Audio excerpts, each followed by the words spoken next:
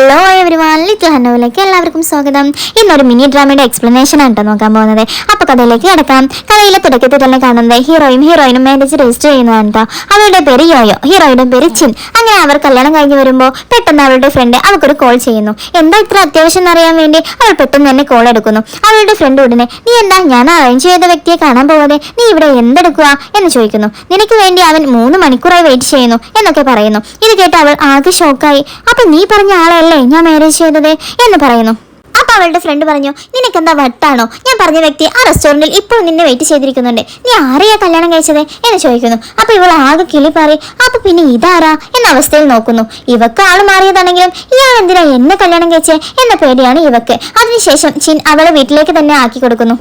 എന്നെ വീട്ടിൽ കൊണ്ടുവിട്ടതിന് താങ്ക്സ്, എന്റെ വീട്ടിലേക്കൊന്ന് വരണ്ട എന്ന് പറഞ്ഞ് അവനെ പേടിച്ച് അവിടെ നിന്നും അവൾ പോകുന്നു. ആരാണ് എന്താണ് എന്നൊന്നും അറിയാത്ത ഒരാളാണല്ലോ ഞാൻ കല്യാണം കഴിച്ചത് എന്ന് പറഞ്ഞ് അവൾ പിറുപിറുത്തിട്ടാണ് അവിടെ നിന്നും പോകുന്നത്. അപ്പോൾ ചിന്നിന്റെ അടുത്തേക്ക് അയാളുടെ PAയും ബോഡി ഗാർഡ്സും ഓടി വന്നിട്ട് നിങ്ങൾ ഇന്നലെ അല്ലേ ബിസിനസ് ട്രിപ്പ് പോയി വന്നത്, എന്നിട്ട് വീട്ടിലേക്കൊന്നും വരാതെ ഇവിടെ എന്തെടുക്കുക എന്ന് ചോദിക്കുന്നു. ഹീറോയിനെ കുറിച്ച് പറയുകയാണെങ്കിൽ അവരാണ് ആ നാട്ടിലെ തന്നെ ഏറ്റവും വലിയ കമ്പനിയായ ചിൻ ഗ്രൂപ്പിന്റെ CEO.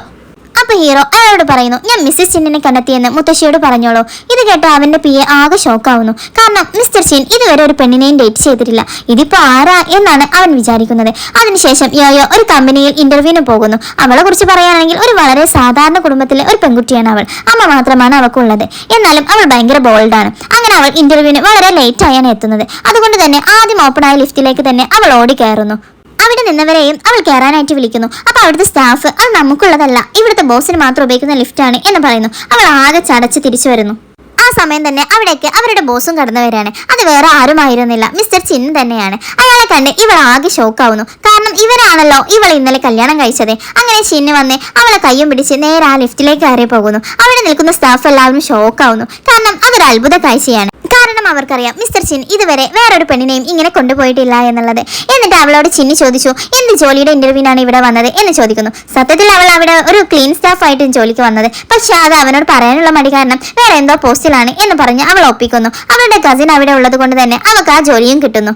അവളുടെ കസിന്റെ പേരാണ് സിയാങ്. അവൾ ചിന്നിന്റെ സെക്രട്ടറി ആയിട്ടാണ് വർക്ക് ചെയ്യുന്നത്. ചിൻ അവളെ കല്യാണം കഴിക്കും, ചിൻ ഗ്രൂപ്പിന്റെ മരുമകളാവും എന്നൊക്കെയാണ് ആ പെണ്ണിന്റെ വിചാരം. അവൾക്കാണെങ്കിൽ യോയോയെ വലിയ മതിപ്പൊന്നും ഉണ്ടായിരുന്നില്ല. പല രീതിയിൽ അവളെ താഴ്ത്തിക്കെട്ടാനാണ് അവൾ ശ്രമിക്കുന്നത്. അവിടുത്തെ ക്ലീനിങ് ജോലി മാത്രമല്ല അവിടുത്തെ സ്റ്റാഫുകളുടെ എല്ലാ കാര്യങ്ങളും ഇവൾ നോക്കണമെന്ന് പറയുന്നു. അവൾ ജോലി തുടങ്ങുമ്പോൾ അവിടെ ഉള്ള എല്ലാ സ്റ്റാഫുമാരും അവിടെ ഉള്ള എല്ലാ ജോലികളും അവൾക്ക് കൊടുത്ത് നല്ല രീതിയിൽ തന്നെ അടിമപ്പണി ചെയ്യിപ്പിക്കും. അവൾ ചെയ്ത് തീർക്കുന്നതിനനുസരിച്ച് അടുത്ത ജോലികൾ അവൾക്ക് കൊടുത്തുകൊണ്ടേയിരുന്നു. അങ്ങനെ അവൾ ഒരു പെണ്ണിനെ കോഫി കൊടുക്കാനായിട്ട് പോകുമ്പോൾ ചിൻ അങ്ങോട്ടേക്ക് കടന്നു വരുന്നു. പെട്ടെന്ന് തന്നെ സിയാങ് അങ്ങോട്ടേക്ക് വന്ന് അവളുടെ കയ്യിലുള്ള കോഫി മനഃപൂർവ്വം തട്ടി ചിന്നിന്റെ ദേഹത്തേക്ക് ഒഴിക്കാൻ നിൽക്കുന്നു. അങ്ങനെ ഒഴിച്ചു കഴിഞ്ഞാൽ ചിൻ അവളോട് ദേഷ്യപ്പെടും, അവളെ പുറത്താക്കും എന്നൊക്കെയാണ് അവളുടെ വിചാരം. അതിനു വേണ്ടിയിട്ടാണ് അവൾ അങ്ങനെയൊക്കെ ചെയ്യുന്നത്. അവളെ കയ്യിലുള്ള കോഫി ചിന്നിന്റെ നേരെ വരുന്നു. അവിടെയുള്ള സ്റ്റാഫുമാരൊക്കെ ഷോക്കായി നോക്കി നിൽക്കാണ്, ഇത് ഒഴിക്കുമോ ഇല്ലയോ എന്നറിയാൻ വേണ്ടി. പക്ഷെ യോയോ നേരാതെ അവളുടെ ദേഹത്തേക്ക് ഒഴിക്കുന്നു.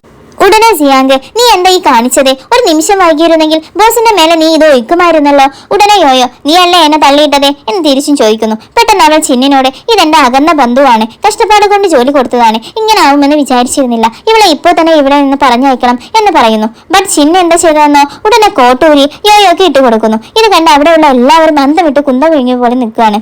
എന്നിട്ട് ചിന്ന അവളോട്, ഇവിടെയുള്ള എല്ലാവരും നിന്നെ ഇൻസൾട്ട് ചെയ്തിട്ടും നീ എന്നാ മിണ്ടാതിരിക്കുന്നേ എന്ന് ചോദിക്കുന്നു. അതിനവളെ, ഞാൻ നിങ്ങളുടെ കോട്ട് നാളെ തന്നെ വാഷ് ചെയ്ത് തിരിച്ചു കൊണ്ടുതരാം എന്നാണ് മറുപടി പറയുന്നത്. സത്യത്തിൽ അവൻ ഉദ്ദേശിച്ചത് അവൾ ഇവന്റെ വൈഫാണല്ലോ, എന്നിട്ട് ആ കാര്യം എന്താ എല്ലാവരോടും പറയാത്തെ എന്നാണ് അവൻ ചോദിക്കുന്നത്. പക്ഷെ ഇവളാണെങ്കിൽ പെട്ടെന്ന് തന്നെ വിഷയം മാറ്റി കളയുന്നു. എന്നിട്ട് ചിൻ അവളെയും കൂട്ടി അവന്റെ ഓഫീസിലേക്ക് പോകുന്നു. നീ എന്തിനാണ് എല്ലാവരും പറയുന്ന ജോലി ചെയ്യാൻ നിൽക്കുന്നത് എന്ന് ചോദിക്കുന്നു. ഉടനെ അവളെ, ഞാനൊരു ക്ലീനിങ് സ്റ്റാഫ് അല്ലേ, അപ്പൊ എല്ലാ ജോലിയും ചെയ്യണ്ടേ എന്ന് ചോദിക്കുന്നു. ഉടനെ ചിന്ന അവളോട്, ഇനി നീ ആ ജോലിയൊന്നും ചെയ്യണ്ട എന്ന് പറഞ്ഞ് അസിസ്റ്റന്റിനോട് പറഞ്ഞ് ചിന്നിന്റെ മാത്രം പേഴ്സണൽ ക്ലീനിങ് സ്റ്റാഫായിട്ട് അവളെ മാറ്റുന്നു. എന്നിട്ട് നീ വേറെ എവിടെയും ക്ലീൻ ചെയ്യേണ്ട ആവശ്യമില്ലെന്ന് അവൻ പറയുന്നു. അസിസ്റ്റന്റ് ഉടനെ തന്നെ റെഡിയാക്കാം എന്ന് പറഞ്ഞ് അവിടെ നിന്നും പോകുന്നു. ഇത് കേട്ടിട്ട് അവൾ, നിങ്ങൾ എന്നെ ലൈൻ അടിക്കാണോ എന്ന് ചോദിക്കുന്നു. ഉടനെ തന്നെ, അത് നിനക്ക് പറഞ്ഞാൽ മനസ്സിലാവില്ല എന്ന് ചിന്ന മറുപടി പറയുന്നു. എനിക്കെല്ലാം മനസ്സിലായി, അതുകൊണ്ടാണല്ലോ നിങ്ങൾ എന്നെ കണ്ടപ്പോൾ തന്നെ കല്യാണം കഴിച്ചത് എന്ന് അവൾ പറയുന്നു. അതിന് നമ്മൾ അന്നല്ലല്ലോ ആദ്യമായിട്ട് കാണുന്നത്, ഓൾറെഡി നമ്മൾ ഇതേ മുന്നേ കണ്ടിട്ടുണ്ട് എന്ന് പറയുന്നു. ഇവൾക്കാണെങ്കിൽ ഒന്നും മനസ്സിലാകുന്നില്ല, അവനെ കണ്ട ഓർമ്മയുമില്ല. അതിനുശേഷം ചിന്ന അവന്റെ മുത്തശ്ശിയെ കാണാനായിട്ട് പോകുന്നു. അവനെ കണ്ടപ്പോൾ തന്നെ മുത്തശ്ശി, നിനക്ക് ഏത് തരത്തിലുള്ള പെണ്ണിനെയാണ് ഇഷ്ടം എന്ന് ചോദിക്കുന്നു. ഞാൻ കുറെ പെൺകുട്ടികളെ നോക്കി വെച്ചിട്ടുണ്ട്, നീ ഉടനെ തന്നെ കല്യാണം കഴിക്കാം എന്ന് പറയുന്നു. അപ്പൊ ചിന്നു ഉടനെ മുത്തശ്ശിയോട്, ഇനി എനിക്ക് വേണ്ടി ആരെയും നോക്കണ്ട, എനിക്ക് വേണ്ട ആളെ ഞാൻ തന്നെ കണ്ടെത്തി എന്ന് പറയുന്നു. അവൾക്ക് എന്നെ ഇഷ്ടപ്പെട്ട ഉടനെ തന്നെ ഞാൻ അവളെ മുത്തശ്ശിയെ കൊടുത്ത് കാണിക്കുന്നതാണ് എന്ന് പറയുന്നു. ഉടനെ തന്നെ മുത്തശ്ശി, എന്തെങ്കിലും ആവട്ടെ, പെട്ടെന്ന് തന്നെ അവളെ എന്നെ കൊണ്ട് കാണിക്കണം എന്ന് പറയുന്നു. ചിന്നു അതിനെ ഓക്കെ പറയുന്നു. അതിനുശേഷം നമ്മൾ കാണുന്നത് യോയോ ഒരു കവർ നിറയെ കാരറ്റുമായിട്ട് ഒരു ബംഗ്ലാവിന്റെ മുന്നിൽ വന്ന് നിൽക്കുന്നതാണ്. ഇവൾ ആ വീട് കണ്ട് ആകാന്തം വിട്ട് നിൽക്കുകയാണ്. കാരണം ഇതിന്റെ തലേ ദിവസം ഇവൾ സാധനങ്ങളൊക്കെ വാങ്ങാനായിട്ട് പോകുമ്പോൾ ഒരു മുത്തശ്ശി പച്ചക്കറി വാങ്ങാനൊന്നും ക്യാഷ് ഇല്ലാണ്ട് അതിനുള്ള കൂപ്പൺ ചുരണ്ടിക്കൊണ്ടിരിക്കുന്നത് അവൾ കണ്ടു. അങ്ങനെ അവൾക്ക് സങ്കടം തോന്നിട്ട് ആ മുത്തശ്ശിക്ക് സർപ്രൈസ് കൊടുക്കാൻ വേണ്ടി കുറച്ച് ക്യാരറ്റ് ഒക്കെ വാങ്ങി അവരുടെ അഡ്രസ്സും തപ്പിപ്പിടിച്ച് വന്നതാണ്. പക്ഷെ ഇവൾക്കറിയില്ല അത് മിസ്റ്റർ ചിന്നിന്റെ മുത്തശ്ശിയാണ് എന്നുള്ള കാര്യം. അങ്ങനെ ഇത്രയും വലിയ വീട് കണ്ട് ആ മുത്തശ്ശി ഇത്രയും വലിയ വീട്ടിലാണോ താമസിക്കുന്നത്, ഇത്രയും വലിയ കോടീശ്വരി ആയിരുന്നോ എന്നാലോചിച്ച് പകച്ചു നിൽക്കുകയാണ്. പക്ഷെ ആ സമയം തന്നെ അങ്ങോട്ടേക്ക് അവരുടെ എക്സും അവന്റെ ഗേൾ ഫ്രണ്ടും കടന്നു വരുന്നു. അവനും ഇപ്പോൾ വലിയ പണക്കാരനാണ്. ഉടനെ അവൻ ഇവളുടെ കയ്യിലുള്ള പച്ചക്കറിയൊക്കെ കണ്ടിട്ട് നിന്റെ തൂപ്പ് ജോലിയൊക്കെ കളഞ്ഞിട്ട് നീ ഇപ്പൊ പച്ചക്കറി കച്ചവടമാണ് എന്ന് കളിയാക്കി ചോദിക്കുന്നു. അപ്പൊ അവർ പറയുമ്പോഴാണ് ഇത് മിസ്റ്റർ ചിന്നിന്റെ വീടാണെന്ന് അവൾക്ക് മനസ്സിലാകുന്നത്. അവൾ ഉടനെ അല്ല, ഞാൻ എന്റെ ഫ്രണ്ടിനെ കാണാൻ വന്നതാണ് എന്ന് പറയുന്നു. അപ്പൊ അവൻ ഉടനെ ഓ നിന്റെ ഫ്രണ്ട് ഇവിടുത്തെ തൂപ്പുകാരിയോ സെക്യൂരിറ്റിയോ ഒക്കെ ആവുമെന്ന് പറഞ്ഞ് കളിയാക്കി ചോദിക്കുന്നു. അങ്ങനെ അവരെ ഇവളെ കളിയാക്കി നിൽക്കുന്ന സമയം തന്നെ അവിടേക്ക് മെയിൻ അസിസ്റ്റന്റ് കടന്നു വരുന്നു. അയാളെ കണ്ടപ്പോൾ തന്നെ ഇവളുടെ എക്സ് ഞങ്ങളൊരു ബിസിനസിന്റെ കാര്യം സംസാരിക്കാനായിട്ട് വന്നതാണ്, മാഡത്തിനെ കാണാൻ പറ്റുമോ, മാഡത്തിന് കൊടുക്കാനായിട്ട് ഒരുപാട് വിലപിടിപ്പുള്ള ഗിഫ്റ്റും ഞങ്ങൾ കൊണ്ടുവന്നിട്ടുണ്ട് എന്ന് പറഞ്ഞ് അവർ കൊണ്ടുവന്ന ഗിഫ്റ്റ് ഒക്കെ തുറന്ന് കാണിക്കുന്നു. അപ്പോൾ തന്നെ അസിസ്റ്റന്റ് മാഡം ഇന്ന് ആരെയും കാണുന്നില്ല, നിങ്ങൾക്ക് പോകാം, പിന്നീട് എപ്പോഴെങ്കിലും വരൂ എന്ന് പറയുന്നു. പക്ഷെ അവർ പോകാൻ തയ്യാറാവുന്നില്ല, അവർ കണ്ടിട്ടേ പോകൂ എന്ന് പറയുന്നു. അപ്പോൾ ഉടനെ അസിസ്റ്റന്റ് മര്യാദയ്ക്ക് ഇവിടെ നിന്ന് പോയില്ലെങ്കിൽ ബലം പ്രയോഗിച്ച് നിങ്ങളെ ഇവിടെ നിന്ന് പറഞ്ഞയക്കാനും ഞാൻ മടിക്കില്ല എന്ന് പറയുന്നു. അപ്പൊ ഇവരോട് ഇവളുടെ എക്സ് വിലപിടിപ്പുള്ള സാധനങ്ങളുമായി വന്ന് ഞങ്ങളെ തന്നെ കയറ്റിവിടുന്നില്ല, പിന്നെ അല്ല ക്യാരറ്റുമായി വന്ന് നിന്നെയും പിടിച്ച് വെളിയിൽ കളയും, വേഗം പൊയ്ക്കോ എന്ന് പറയുന്നു. അപ്പൊ അസിസ്റ്റന്റ് ഉടനെ യോയോയെ നോക്കിയിട്ട് മേഡം നിങ്ങളെ വെയിറ്റ് ചെയ്തിരിക്കുകയാണ്, അകത്തേക്ക് ചെല്ലാൻ പറഞ്ഞു എന്ന് പറയുന്നു. ഇത് കേട്ട് അവർ രണ്ടുപേരും ഷോക്കാവുന്നു. ഇവളാണെങ്കിൽ പോകുന്നതിന് മുന്നേ രണ്ടുപേരെയും കളിയാക്കിയിട്ടാണ് പോകുന്നത്. അങ്ങനെ അവൾ അകത്തേക്ക് പോയി നിങ്ങൾ ഇത്രയും വലിയ വീട്ടിലാണോ താമസിക്കുന്നത് എന്ന് ചോദിക്കുന്നു. അവരും അതെ എന്ന് മറുപടി പറയുന്നു. പിന്നെ എന്തിനാ മുത്തശ്ശി അന്ന് പച്ചക്കറി കാശ് കൊടുത്ത് വാങ്ങാതെ കൂപ്പൺ ചുരണ്ടി വാങ്ങിയത് എന്ന് ചോദിക്കുന്നു. അപ്പൊ അവർ പറയും ക്യാഷ് അങ്ങനെ ഒന്നും ചിലവാക്കാനുള്ളതല്ല, എന്റെ മരുമകൾക്ക് കൊടുക്കാനുള്ളതാണ് എന്ന് പറയും. അപ്പൊ അവൾ ഉടനെ തന്നെ കൊണ്ടുവന്ന ക്യാരറ്റ് മുത്തശ്ശിക്ക് കൊടുക്കുന്നു. ആ മുത്തശ്ശിക്കും വളരെയധികം സന്തോഷമാകുന്നു. അപ്പൊ ആ മുത്തശ്ശി അവൾക്ക് ഒരുപാട് വിലപിടിപ്പുള്ള ഡ്രസ്സുകളും ചെരുപ്പുകളും ആഭരണങ്ങളും ഒക്കെ നൽകുന്നു. പക്ഷെ അവളാണെങ്കിൽ ഇത്ര വിലപിടിപ്പുള്ളതൊന്നും എനിക്ക് വേണ്ട എന്ന് പറയുന്നു. മുത്തശ്ശി ഉടനെ അതൊന്നും പറ്റില്ല, എന്തെങ്കിലും ഒക്കെ എടുത്തേ പറ്റൂ എന്ന് പറയുന്നു. മുത്തശ്ശി അത്ര നിർബന്ധിച്ചത് കൊണ്ട് തന്നെ അവൾ അവിടെ കണ്ടൊരു മോതിരം വില കുറവാണെന്ന് വിചാരിച്ചെടുക്കുന്നു. മുത്തശ്ശി അവളോട് അത് എടുത്തോളം പറയുന്നു. എന്നിട്ട് അവളോട് ഇനി ഒരു ദിവസം ഇങ്ങോട്ട് വരണമെന്ന് പറഞ്ഞ് അവളെ പറഞ്ഞയക്കുന്നു. അവൾ പോയതിനു ശേഷം ആ അസിസ്റ്റന്റ് വന്ന് പറയുന്നു മാഡം നിങ്ങളുടെ മരുമകൾക്ക് ഇടാൻ വെച്ചിരുന്ന മോതിരം അവിടെ കാണുന്നില്ല, അത് ആരോ അടിച്ചു കൊണ്ടുപോയിട്ടുണ്ട് എന്ന് പറയുന്നു. അപ്പൊ മുത്തശ്ശി അത് എത്തേണ്ട സ്ഥലത്ത് എത്തിയിട്ടുണ്ട്, അതിനെ കുറിച്ച് ആലോചിച്ച് ആരും വിഷമിക്കേണ്ട എന്ന് പറയുന്നു. വില കുറവാണെന്ന് പറഞ്ഞ് അവൾ എടുത്തോണ്ട് പോയ ആ മോതിരം സത്യത്തിൽ അത് മുത്തശ്ശിയുടെ ഫ്യൂച്ചർ മരുമകൾക്കുള്ളതാണ്. മുത്തശ്ശിക്ക് യോയെ വളരെയധികം ബോധിച്ചത് കൊണ്ടാണ് അവൾക്ക് ആ മോതിരം കൊടുത്തത്. മാത്രമല്ല ചിന്നിനെ കൊണ്ട് അവളെ വിവാഹം കഴിപ്പിക്കാൻ ഇവർ ആഗ്രഹിക്കുന്നു. പിന്നെ നമ്മൾ കാണുന്നത് സിയാങ്ക് അവിടെയുള്ള സ്റ്റാഫുകൾക്കൊക്കെ ഒരു ഫേക്ക് ആയിട്ടുള്ള റിങ് കാണിച്ച് ഇത് ചിൻസാറിന്റെ മുത്തശ്ശി അവർക്ക് കൊടുത്തതാണ് എന്ന് പറയുന്നു. അവളാണ് ഇനി ഇതിനൊക്കെ ഓണർ ആവാൻ പോകുന്നത്, ചിൻ ഫാമിലി മരുമകളാവാൻ പോകുന്നത് എന്നൊക്കെ പറഞ്ഞ് തള്ളി മറിച്ചുകൊണ്ടിരിക്കുകയാണ്. അതല്ല ആ പൊട്ടി പെണ്ണുങ്ങൾ വിശ്വസിക്കുന്നു. മാത്രമല്ല ഇവൾ ഇവിടുത്തെ മരുമകളായി വന്നാൽ ഇവർക്ക് നിലനിൽപ്പുണ്ടാകണമല്ലോ എന്ന് വിചാരിച്ച് നല്ല രീതിയിൽ തന്നെ സോപ്പിട്ട് പതപ്പിക്കുന്നുണ്ട്. അവളും അതൊക്കെ കേട്ട് കുളിര് കോരുന്നു. അപ്പൊ അങ്ങോട്ടേക്ക് നമ്മുടെ യോയോ കടന്നു വരുമ്പോൾ ഒരു സ്റ്റാഫ് പറയുന്നു ദേ നോക്ക് ഈ സിയാങ് ആണ് ഇവിടുത്തെ ലേഡി ബോസ് ആവാൻ പോകുന്നത്, ചിൻ ഫാമിലിയിലെ മരുമകളാവാൻ പോകുന്നത്, നോക്കിയും കണ്ടു നിന്നാ നിനക്ക് ഇവിടെ നിൽക്കാം എന്നൊക്കെ പറഞ്ഞ് അവളെ വിരട്ടുന്നു. അവൾ അതൊന്നും മെയിൻറ്റ് ചെയ്യാതെ പോവാൻ നിൽക്കുമ്പോൾ സിയാങ് അവളെ വിടാതെ എനിക്കറിയാം ചിന്നിന്റെ മുകളിൽ നിനക്കൊരു കണ്ണുണ്ട് എന്നുള്ളത്, പക്ഷേ എന്ത് ചെയ്യാനാ, അദ്ദേഹത്തിന് എന്നെയാണ് ഇഷ്ടം, അദ്ദേഹത്തിന്റെ ഫാമിലിയും എന്നെയാണ് സെലക്ട് ചെയ്തതെന്ന് പറഞ്ഞ് കയ്യിലുള്ള മോതിരം കാണിച്ച് ഷോ കാണിക്കുന്നു. ആ മോതിരം കാണുന്ന യോയോ തന്റെ കയ്യിലും ഇതുപോലുള്ള മോതിരമാണല്ലോ ഉള്ളത്, അത് എനിക്കല്ല മുത്തശ്ശി തന്നത് എന്ന് മനസ്സിൽ വിചാരിച്ച് തന്റെ കയ്യിലുള്ളത് ഫേക്ക് ആയിട്ടുള്ള മോതിരമാണ്, എന്റെ കയ്യിലാണ് ഒറിജിനൽ ഉള്ളത് എന്ന് പറഞ്ഞ് അവളുടെ കയ്യിലുള്ള മോതിരം അവൾ കാണിക്കുന്നു. ഇത് കണ്ട് സിയാങ് ഒന്ന് പതറുന്നു. കാരണം അവളുടെ കയ്യിലുള്ളത് അവൾ ഉണ്ടാക്കിയ ഫേക്ക് ആയിട്ടുള്ള മോതിരം തന്നെയാണല്ലോ. ചിൻ ഫാമിലിക്ക് എന്തായാലും ഒരേ മോതിരമേ ഉള്ളൂ. ഇത് ആര് പറഞ്ഞതാണ് സത്യം എന്നറിയാതെ അവരാകെ കൺഫ്യൂഷൻ ആകുന്നു. എങ്കിലും യോയോയുടെ അടുത്ത് അവരെ ഞങ്ങൾക്കറിയാം നീയാണ് ഫേക്ക് ആയിട്ടുള്ള റിങ് കൊണ്ട് നടക്കുന്നത്, നീ ആ ഫാമിലിക്കാരെ കൂടാൻ തക്കം പാർത്തിരിക്കുകയാണ് എന്ന് ഞങ്ങൾക്കറിയാം എന്നൊക്കെ പറഞ്ഞ് അവർ ജിയാങ്ങിനെ സപ്പോർട്ട് ചെയ്യുന്നു. അവർ പറയുമ്പോഴാണ് ആ മോതിരത്തിന് ഇത്രയും വിലയുണ്ടെന്നുള്ള കാര്യം ഇവർക്ക് മനസ്സിലാകുന്നത്. അതുകൊണ്ട് തന്നെ ഇത് മുത്തശ്ശിക്ക് തിരിച്ചു കൊടുക്കണം എന്ന് അവൾ മനസ്സിൽ വിചാരിക്കുന്നു. അപ്പോഴാണ് ചിൻ അങ്ങോട്ട് കടന്നു വരുന്നത്. അപ്പോൾ ഉടനെ തന്നെ അവിടെയുള്ള സ്റ്റാഫ് സാർ ഇവൾ കള്ളിയാണ്, നിങ്ങളുടെ ഫാമിലി റിംഗ് ആണെന്ന് പറഞ്ഞ് ഫേക്ക് ആയിട്ടുള്ള റിംഗ് കാണിച്ച് ഞങ്ങളെ പറ്റിക്കാണ്, പക്ഷെ ഒറിജിനൽ മോതിരം മുത്തശ്ശി സിയാങ്കിനാണ് കൊടുത്തത് എന്നും പറയുന്നു. ഉടനെ തന്നെ സിയാങ്കിനോട് നിനക്ക് ഈ റിംഗ് മുത്തശ്ശിയാണോ തന്നത് എന്ന് ചോദിക്കുന്നു. അത് അവൾ ഒരു ഉളുപ്പുമില്ലാതെ മുത്തശ്ശിയാണ് എന്ന് പറയുന്നു. ഇവളുടെ മനസ്സിൽ വിചാരിക്കുന്നത് ചിങ്ങിന്റെ മുത്തശ്ശി അധികം എവിടെയും പോകാറില്ല, അവർ ഇപ്പോൾ എങ്ങാനും ഇങ്ങോട്ട് വരാനും പോകുന്നില്ല, അതുകൊണ്ട് ഇവരെ പറ്റിക്കാമെന്നാണ്. യോയോയും അവളുടെ കയ്യിലുള്ള റിംഗ് കാണിച്ച് സിയാങ്കിന്റെ അടുത്തുള്ളത് ഫേക്ക് റിംഗ് ആണ്, യഥാർത്ഥത്തിൽ മുത്തശ്ശി എനിക്കാണ് ഈ റിംഗ് തന്നത് എന്ന് പറയുന്നു.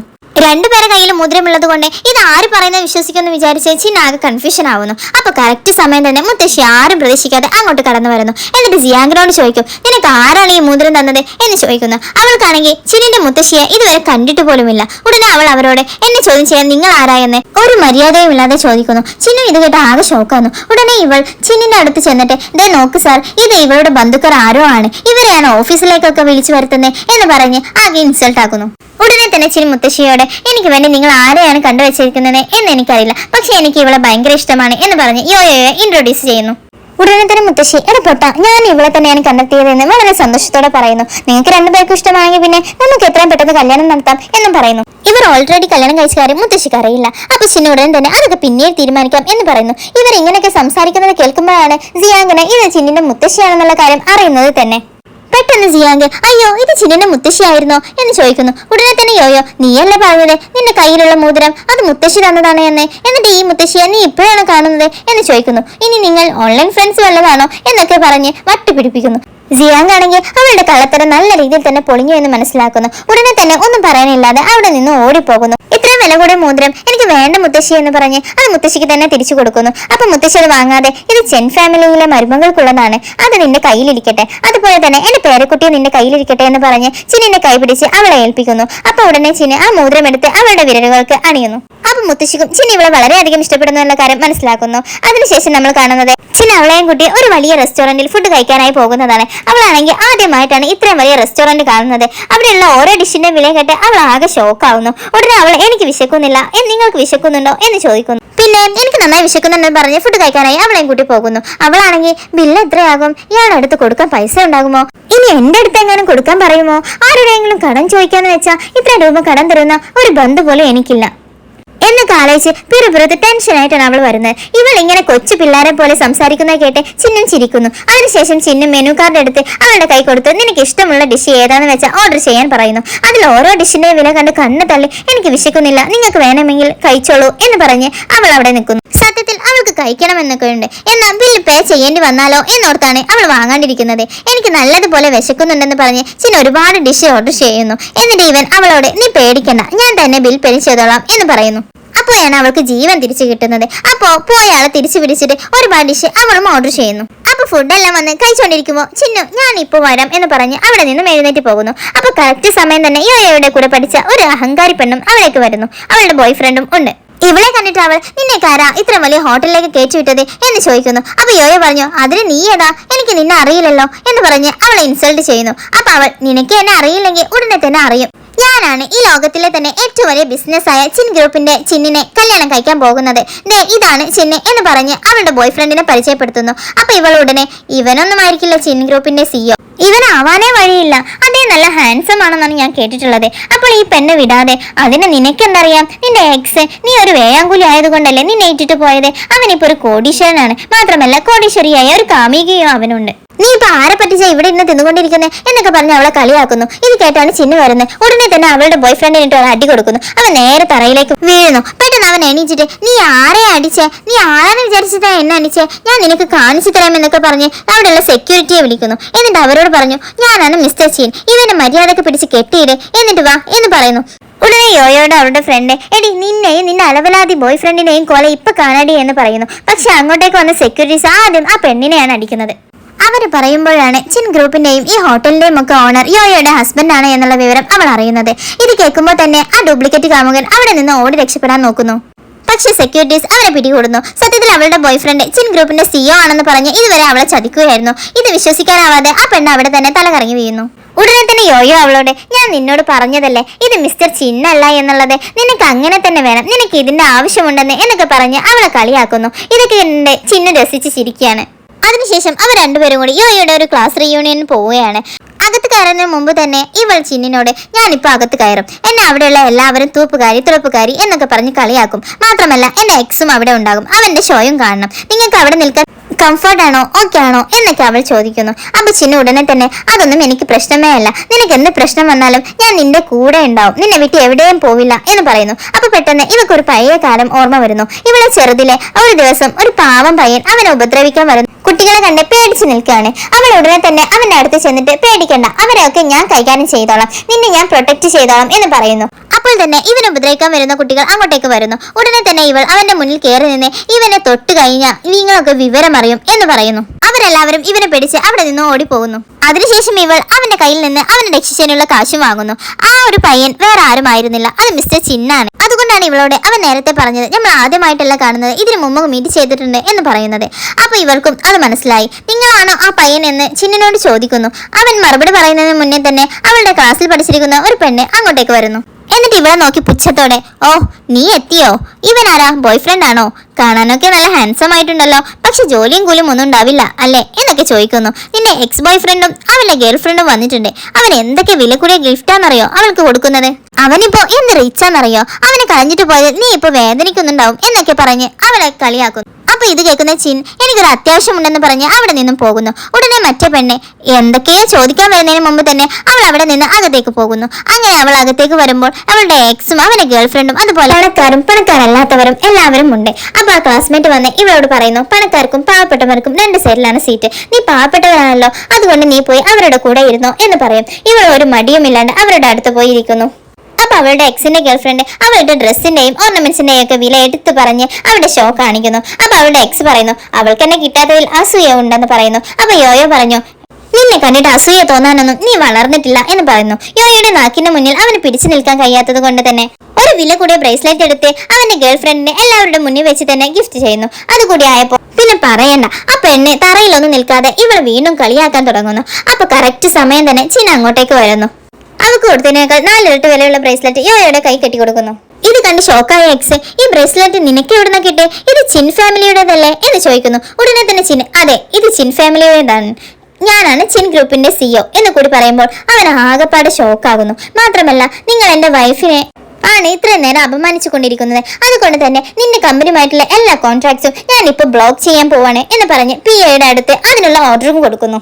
ഇതും കൂടി കേട്ടപ്പോ എക്സിന്റെ ബോധം പോയി. അവൻ അവിടെ തന്നെ കുഴഞ്ഞു വീഴുന്നു. എന്നിട്ട് ചിന്ന അവിടെ നിന്ന് അവളെയും കൂട്ടി പുറത്തേക്ക് വരുന്നു. അവളുടെ എക്സിനിട്ട് ഇത്രയും നല്ല പണി കൊടുത്തിൽ അവൾ തുള്ളി ചാടി സന്തോഷിച്ചിരിക്കുകയാണ്. ചിന്നു ഇത് കണ്ട് സന്തോഷിക്കുന്നതാണ് നമ്മൾ കാണുന്നത്. അതിനുശേഷം നമ്മൾ കാണുന്നത് അവൾ മുത്തശ്ശിയോടൊപ്പം ഇരുന്ന് ഒരു റെസ്റ്റോറന്റിൽ ഫുഡ് കഴിച്ചുകൊണ്ടിരിക്കുകയാണ്. അപ്പൊ അങ്ങോട്ടേക്ക് ആ എക്സും അവന്റെ ഗേൾഫ്രണ്ടും കൂടി വരുന്നു. നീ ആരെ കൊണ്ടുവന്നാ എന്റെ മുന്നിൽ ഷോ കാണിച്ചത്, എന്റെ കമ്പനിയുമായിട്ടുള്ള കോൺട്രാക്ട് ഒക്കെ ബ്ലോക്ക് ആക്കുമെന്ന് പറഞ്ഞിട്ട് ഇതുവരെ അതൊന്നും ചെയ്തിട്ടില്ല, അപ്പൊ നീ കൊണ്ടുവന്നത് ഫേക്ക് ആയിട്ടുള്ള ചിന്നാണ്.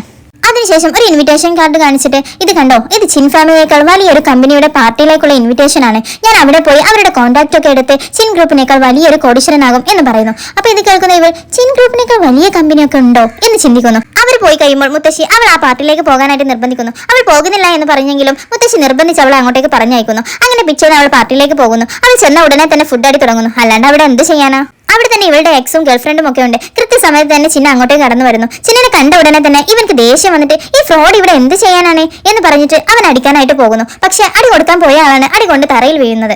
അപ്പൊ ഉടനെ ആ ഗേൾഫ്രണ്ട് ഈ കള്ളനെ പിടിച്ച് പുറത്ത് കളയാനായി എല്ലാവരോടും പറയുന്നു. അപ്പൊ അവിടെയുള്ളവരൊക്കെ നിങ്ങൾ എന്താണ് ചെയ്യുന്നത്, നിങ്ങൾ ആരോടായി പറയുന്നത് എന്നൊക്കെ നിങ്ങൾക്ക് അറിയോ, ഇത് മിസ്റ്റർ ചിന്നാണ് എന്ന് പറയുന്നു. അപ്പോഴാണ് കാമുകൻക്കും കാമുകിയും പറ്റിയ അബദ്ധം മനസ്സിലാവുന്നത്. പിന്നെ അവൾക്ക് സംസാരിക്കാനൊന്നും ഇല്ലാതെ വാ അടച്ചു നിൽക്കുന്നു. ഉടനെ ചിന്ന അങ്ങോട്ടേക്ക് വന്ന് നിന്റെ പ്രൊജക്ട് ഒക്കെ ഞാൻ ഇന്ന് തന്നെ ക്യാൻസൽ ആക്കി തരാം, ഇനി മുതൽ നിന്റെ കമ്പനിക്ക് എന്റെ കമ്പനിയുമായുള്ള ഒരു കൊളാബും ചെയ്യാൻ പറ്റില്ല എന്ന് പറയുന്നു. ഇത് കേൾക്കുന്ന അവന്റെ അവസ്ഥ പറയണ്ടല്ലോ, അവൻ ആകെ പതറി തകർന്നു പോകുന്നു. കാരണം ചിന്ന ഇവരുമായുള്ള കോൺട്രാക്ട് ഒഴിവാക്കിയ പിന്നെ വേറൊരു കമ്പനികൾ ഇവരുമായി പ്രവർത്തിക്കില്ല എന്ന് ഇവർക്ക് നന്നായിട്ട് അറിയാം. പക്ഷെ അവിടെ നടക്കുന്നതൊന്നും യോയോ അറിയാതെ അവിടെ ഫുഡ് അടിച്ചുകൊണ്ടിരിക്കുകയാണ്. ശബ്ദം കേട്ട് ഇവൾ നോക്കുമ്പോൾ ചിന്നിനെ കാണുന്നു. അവൾ പെട്ടെന്ന് ഓടി വന്നിട്ട് ഇവിടെ നിന്ന് നിങ്ങൾ പ്രശ്നമൊന്നും ഉണ്ടാക്കല്ലേ, ഇവിടെ പ്രശ്നം ഉണ്ടാക്കിയാൽ നിങ്ങൾക്ക് പണി കിട്ടും, ഇത് നിങ്ങളെക്കാൾ വലിയ കമ്പനിയാണ്, നമുക്ക് ഇവിടുന്ന് രക്ഷപ്പെടാം എന്ന് പറഞ്ഞ് അവൻ അവിടെ നിന്ന് വലിച്ചു പുറത്തേക്ക് ഓടുന്നു. അവൻ പറയാനായിട്ട് ഒരു ഗ്യാപ്പ് പോലും അവൾ കൊടുക്കുന്നില്ല. അങ്ങനെ കുറച്ച് ദൂരം ചെന്നതിന് ശേഷം എങ്ങനെയൊക്കെയോ അവിടെ നിന്ന് രക്ഷപ്പെട്ടു, നിങ്ങൾക്ക് വേറെ പണിയില്ലേ, എവിടെ പോയിട്ട് ഇങ്ങനെ പ്രശ്നമൊക്കെ ഉണ്ടാക്കലാം എന്നൊക്കെ പറഞ്ഞ് അവൾ ചിന്നിനെ വഴക്ക് പറയാണ്. ഉടനെ ചിൻ, അതെ ഞാൻ പറയുന്നു ഇനിയെങ്കിലും നീ ഒന്ന് കേക്ക്, ഈ പാർട്ടി നടത്തുന്ന വേറെ ആരും അല്ല, അതെന്റെ ഫാമിലി തന്നെയാണ്, എന്നെക്കാൾ വലിയ കമ്പനി ഉള്ളത് മറ്റാർക്കുമല്ല, അതെന്റെ മുത്തശ്ശിക്ക് തന്നെയാണ് എന്ന് പറയുന്നു. എന്ന് വെച്ചാ അതും എന്റെ കമ്പനിയാണ്. ഇത് കേൾക്കുന്ന ഇവൾ, ഇത് നിങ്ങൾക്ക് നേരത്തെ പറയാമായിരുന്നില്ലേ, ഇത്ര നേരം ഓടേണ്ട വല്ല കാര്യം ഉണ്ടായിരുന്നു എന്നൊക്കെ പറഞ്ഞ് വീണ്ടും വഴക്ക് പറയുന്നു. പിന്നെ അവരുടെ ഓഫീസാണ് കാണിക്കുന്നത്. അവിടെ സിയാങ്ങും മറ്റേ ആ ഫ്രണ്ടും ഇപ്പോഴും അവിടെ തന്നെ ഉണ്ട്. കാരണം ഈ സിയാങ്ങിന്റെ അച്ഛൻ മിസ്റ്റർ ചിന്നുമായിട്ട് വളരെയധികം ക്ലോസ് ആണ്, അതുകൊണ്ട് തന്നെ അവർ ഇപ്പോഴും അവിടെ തന്നെ ഉള്ളത്. ആ ബന്ധം ഉപയോഗിച്ച് ആ പെണ്ണിനെയും അവൾ അവിടെ നിർത്തിക്കുന്നു. എന്നിട്ട് യോയോയെ ഇവർ വിളിപ്പിക്കുന്നു. എന്നിട്ട് ഒരു ഫയൽ നോക്കാൻ പറയുന്നു. ഇവക്ക് ഫയൽ നോക്കി വലിയ പരിചയമൊന്നും ഇല്ലല്ലോ, അതുകൊണ്ട് തന്നെ ഇവൾ എന്തെങ്കിലും തെറ്റൊക്കെ വരുത്തിയാൽ അവൾ അത് ഉപയോഗിച്ച് ചിന്നു പുറത്താക്കും എന്നാണ് ഇവരുടെ വിചാരം. എന്നിട്ട് ചിന്നു ഫയലൊക്കെ നോക്കിയിട്ട് ഇത് ആരാണ് ചെക്ക് ചെയ്തത് എന്ന് പറയുന്നു. അപ്പൊ ഉടനെ തന്നെ ജിയാങ് ദേ ഇവളാണെന്ന് പറഞ്ഞ് യോയോയെ ചൂണ്ടിക്കാണിക്കുന്നു. എനിക്കറിയാം ഇവക്ക് വലിയ വിവരമൊന്നുമില്ല എന്ന്, അതുകൊണ്ട് തന്നെ അവളെ ഉയർത്തിക്കൊണ്ടുവരാനാണ് ഞാൻ ഇതൊക്കെ ചെയ്തത് എന്ന് പറയുന്നു. ഇവൾ ഇത്രയും വലിയ മണ്ടത്തരം കാണിക്കുമെന്ന് ഞാൻ വിചാരിച്ചിരുന്നില്ല എന്നൊക്കെ പറഞ്ഞ് യോയോയെ അവൾ താഴ്ത്തി കളിയാക്കുന്നു. അപ്പൊ ചിന്നു ഉടനെ തന്നെ എന്റെ സെക്രട്ടറി ആയിട്ട് നീയാണല്ലോ വർക്ക് ചെയ്യുന്നത്, പിന്നെ എന്തിനാ ഫയലൊക്കെ ഇവളോട് നോക്കാൻ പറഞ്ഞേ, അവളെ ഏൽപ്പിക്കാൻ പോയത് എന്തിനാ എന്നൊക്കെ പറഞ്ഞ് ചൂടാകുന്നു. ഒരു കാര്യം ചെയ്യേ, നീ ഇന്നു മുതൽ ഇവിടെ ക്ലീനർ ആയിട്ട് ഇരിക്കെ, അവളെ ഞാൻ എന്റെ സെക്രട്ടറി ആക്കിക്കോളാം എന്ന് പറയുന്നു. ഇത് കേട്ട് സിയാങ് ഒന്ന് പതറുന്നു. സാർ എന്തായും പറയുന്നത്, ഞാൻ ക്ലീനറായി ജോലി ചെയ്യണമെന്നോ? എന്റെ അച്ഛൻ നിങ്ങൾക്ക് എന്തുമാത്രം ഹെൽപ്പ് ചെയ്തിട്ടുണ്ട്, അതെല്ലാം ഇത്ര പെട്ടെന്ന് മറന്നോ എന്ന് ചോദിക്കുന്നു.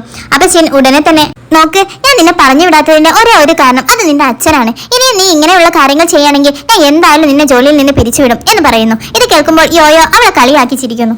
അങ്ങനെ ജിയാങ് പോയതിനു ശേഷം അവളോട് ചിന്നു പറയുന്നു, ഞാൻ എത്ര തവണ നിന്നോട് പറഞ്ഞിട്ടുണ്ട് ഈ ഓഫീസിലെ എന്റെ കാര്യങ്ങൾ മാത്രം നീ നോക്കിയാൽ മതി, വേറെയുള്ളവരുടെ കാര്യം നീ എന്തിനാ നോക്കാൻ പോകുന്നേ? ഉടനെ അവൾ ഞാൻ എത്രയെന്ന് വെച്ചിട്ടാ ഇവിടെ ബോറടിച്ചിരിക്കുക, പെട്ടെന്ന് ആ കാര്യം ചെയ്യാൻ കിട്ടിയപ്പോ എന്തെങ്കിലുമൊക്കെ ചെയ്യണ്ടെന്ന് വിചാരിച്ച് അത് ചെയ്തതാണ്.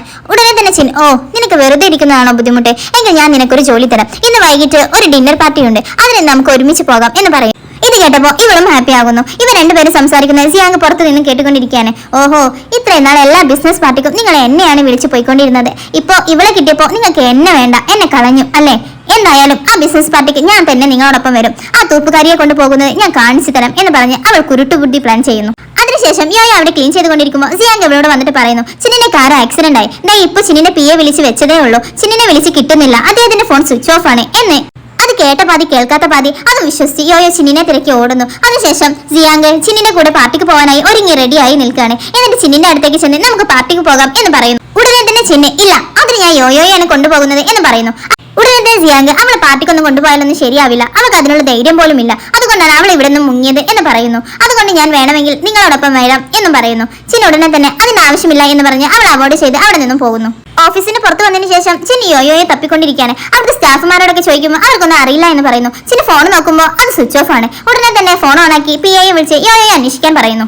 പക്ഷേ ഇവിടെ യോയോ ആണെങ്കിലോ ഓഫീസിനടുത്തുള്ള എല്ലാ റോഡും പരിശോധിച്ച് എവിടെയെങ്കിലും ആക്സിഡന്റ് നടന്നിട്ടുണ്ടോ എന്ന് തപ്പിക്കൊണ്ടിരിക്കുകയാണ്. എന്നാൽ അവർക്ക് ഒന്നും കണ്ടെത്താൻ കഴിഞ്ഞില്ല. അപ്പൊ കറക്റ്റ് സമയം തന്നെ പി അവളെ കാണുന്നു, അവളും അവനെ കാണുന്നു. ഉടനെ തന്നെ പി സാർ മാഡം എന്നെ അടുത്തുണ്ട് എന്ന് പറഞ്ഞ് ചിന്നിനെ ഇൻഫോം ചെയ്യുന്നു. ഉടനെ തന്നെ അവൾ ഓടി വന്ന് അയാളോട് അദ്ദേഹത്തിന് എങ്ങനെയുണ്ട്, ഇപ്പൊ ഓക്കെ ആണോ എന്നൊക്കെ ചോദിക്കുന്നു. നിങ്ങൾ എന്താണ് മാഡം പറയുന്നത്, സാർ ഓക്കെ ആണ്, സാറിന് ഒരു കുഴപ്പവുമില്ല എന്നൊക്കെ പി എ പറയുന്നു. അപ്പൊ അങ്ങോട്ടേക്ക് ചിന്നു ഓടി വരുന്നു. ഉടനെ തന്നെ അവൾ അവനോട് ഞാൻ എന്തോരം പേടിച്ചു, നിങ്ങൾക്ക് ആക്സിഡന്റ് ആയെന്നാ ഞാൻ വിചാരിച്ച്, നിങ്ങൾ ഓക്കെ ആണോ എന്നൊക്കെ ചോദിക്കുന്നു. ഉടനെ തന്നെ ഇവനും എനിക്കൊന്നും പറ്റിയിട്ടില്ല, ഞാൻ ഓക്കെ ആണ് എന്ന് പറഞ്ഞ് ആശ്വസിപ്പിച്ചു. എന്നിട്ട് അവളുടെ ഫോൺ വാങ്ങുന്നു, അവന്റെ ലൊക്കേഷൻ ഓണാക്കി അവൾക്ക് കൊടുക്കുന്നു. ഞാൻ ഇനി എവിടെ ആണെങ്കിലും നിനക്കത് അറിയാൻ പറ്റും എന്ന് പറയുന്നു. ഇവളാണെങ്കിൽ കുറെ നേരം ഇവനെ തപ്പി അലഞ്ഞതുകൊണ്ട് ആകെ ക്ഷീണിച്ച് ബോധം പോയി അവന്റെ മേലെ വീഴുന്നു. പെട്ടെന്ന് അവൻ അവളെയും കൂട്ടി അവളുടെ വീട്ടിലേക്ക് പോകുന്നു. എന്നിട്ട് നൈറ്റ് ഫുള്ള് അവളുടെ കൂടെ ഇരിക്കുന്നു. രാവിലെ അവൾ കണ്ണു തുറക്കുമ്പോൾ ചിന്ന അവൾക്ക് വെള്ളം കൊടുത്തിട്ട് നീ ഓക്കെ ആണോ എന്ന് ചോദിക്കുന്നു. പക്ഷെ പെട്ടെന്ന് തന്നെ അവൾ ഷോക്കാവുന്നു. നിങ്ങൾ എന്റെ വീട്ടിൽ എന്ത് ചെയ്യാ, നൈറ്റ് ഫുള്ള് ഇവിടെ ആയിരുന്നോ എന്നൊക്കെ അവൾ ചോദിക്കുന്നു. അപ്പൊ അവൻ അതെ ഞാൻ നൈറ്റ് ഫുള്ള് ഇവിടെ ആയിരുന്നു എന്നൊക്കെ പറയുന്നു. അവൾ അത് കേട്ട് ഷോക്കാവുന്നു. എന്റെ അമ്മയ്ക്ക് ഇന്നലെ നൈറ്റ് ഡ്യൂട്ടി ആയിട്ടാ ഇവിടെ കാണാത്തെ, ഇപ്പോൾ ഞാൻ ഇങ്ങോട്ട് കയറി വന്നാലുണ്ടല്ലോ എന്റെ കഥ കഴിഞ്ഞു എന്നൊക്കെ പറഞ്ഞ് പേടിച്ച് അവൾ അമ്മയെ നോക്കാനായിട്ട് പോകുന്നു. അവർ രണ്ടുപേരും കൂടെ അമ്മ വരുന്നുണ്ടോ എന്ന് ഒരുമിച്ച് നോക്കുന്നു. അപ്പൊ അമ്മ ആണെങ്കിൽ അപ്പുറത്തെ വീട്ടുകാരോട് എന്തോ സംസാരിച്ചിരിക്കുകയാണ്. അപ്പൊ ഉടനെ ഇവൾ ഞാൻ എന്റെ അമ്മയെ എങ്ങനെയെങ്കിലും മാറ്റി നിർത്താം, നിങ്ങൾ ആ സമയം എങ്ങനെയെങ്കിലും രക്ഷപ്പെട്ടോ എന്ന് പറഞ്ഞുകൊണ്ട് അവിടെ നിന്നും പോകുന്നു.